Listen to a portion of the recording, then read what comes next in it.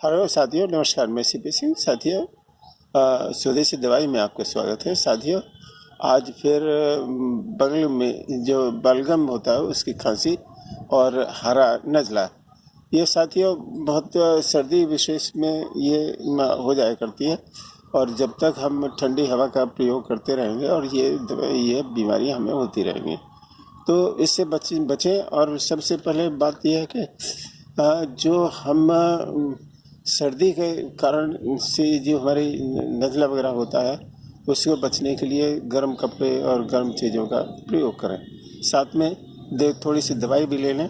आप ये अदरक का रस, नागरवेल जो पान का पत्ता होता है उसका रस और शहद, तीनों को मिलाएं। तीनों को मिला करके बराबर बराबर मिला लेते और थोड़ा सा उसका सब चाटें। 2-3 दिन में आप ठीक हो जाएंगे। धन्यवाद। साथ में चैनल को भी सब्सक्राइब कर दीजिए।